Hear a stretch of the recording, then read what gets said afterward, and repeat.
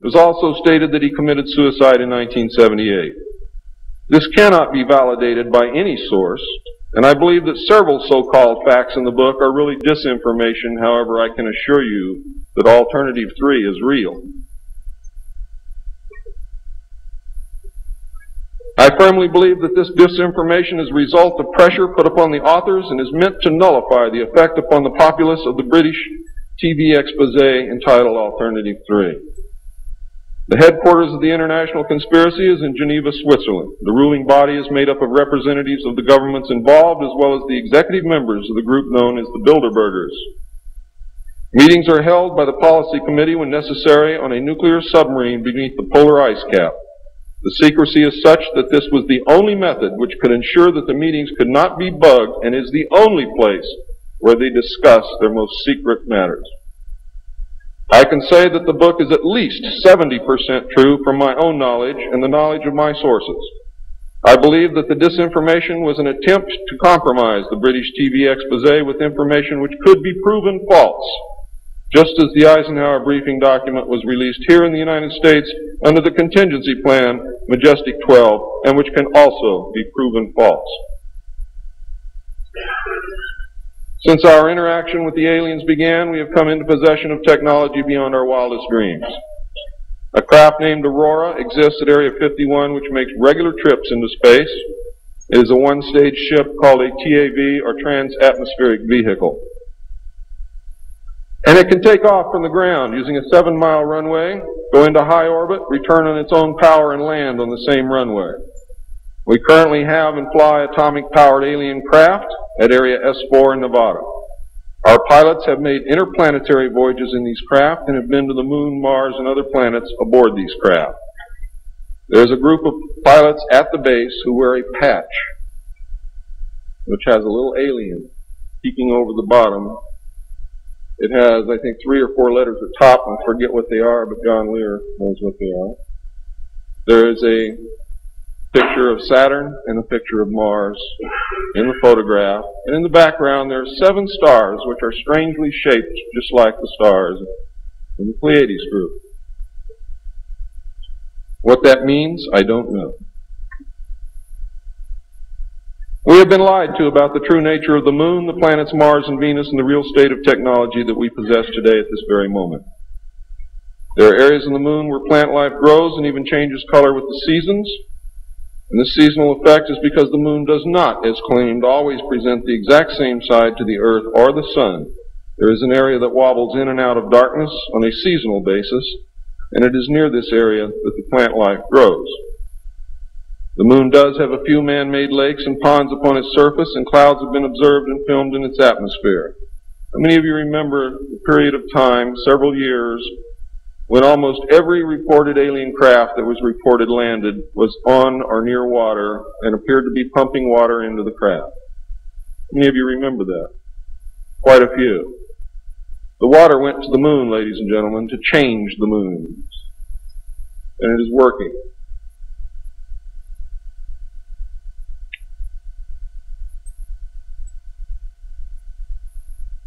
It possesses a gravitational field, and man can walk upon its surface without a spacesuit, breathing from an oxygen bottle after undergoing decompression the same as any deep-sea diver.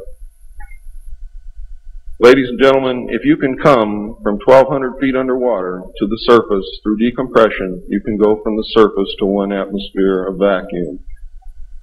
See, vacuum does not cause a problem for the human body. It's the inert gas that's dissolved in your tissues and in your bones and in the fluids in your body that causes you the problem. If this is decompressed properly, you will have no problem. All you need is a very small amount of oxygen, a very small pressure to breathe. You will suffer no harm, except for one thing, that oxygen becomes toxic after breathing it over a long period of time. Therefore, excursions would have to be of a minimal time length. Other than that, there is no reason why you or anyone else cannot walk on the surface of the Moon or in space in a vacuum without a spacesuit. How do I know? I used to be one of the world's experts on deep-sea mixed gas breathing mixtures for divers and on deep saturation diving.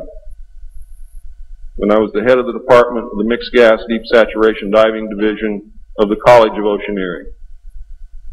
And I can tell you now, it's much easier to decompress to a vacuum and walk on the surface of the moon than it is to bring a man up from 600 feet.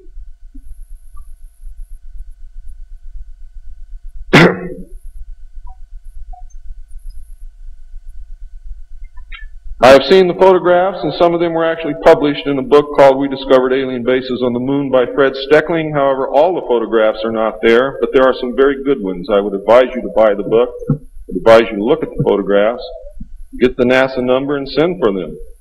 I doubt that you can still get them, but at one time you could. In 1969, a confrontation broke out between the human scientists and the aliens at the Dulce Underground Lab. The aliens took many of our scientists hostage. Delta forces were sent in to free them, but were no match against the alien weapons. 66 of our people were killed during this action. As a result, we withdrew from all joint projects for at least 2 years. A reconciliation eventually took place, and once again we began to interact. As far as I know, today we are interacting with the aliens. Now,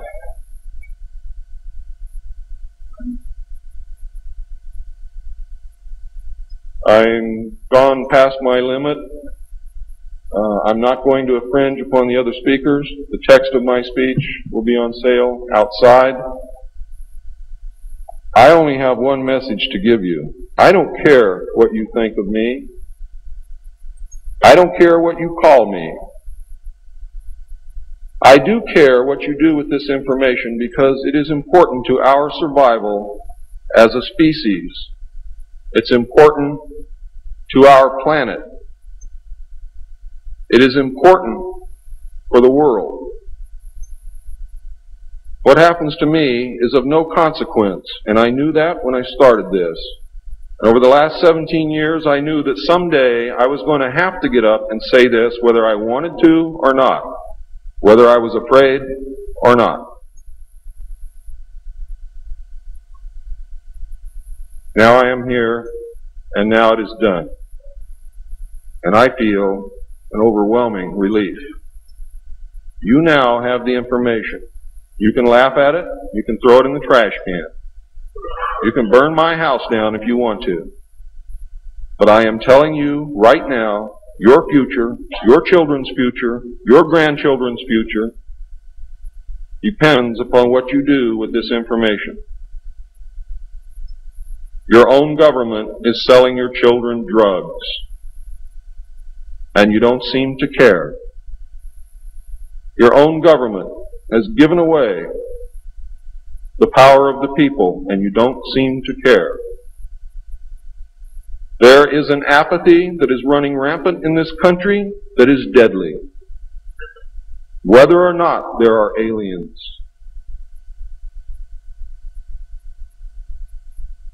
We are truly now, at this moment, a nation of sheep. And ladies and gentlemen, I assure you that sheep are always led to the slaughter. But it does not have to be that way. There is tremendous power in knowledge. There is also tremendous power in secrecy. Take away that secrecy, you make sure that you're informed, and you can change things and stop fighting with each other. Thank you.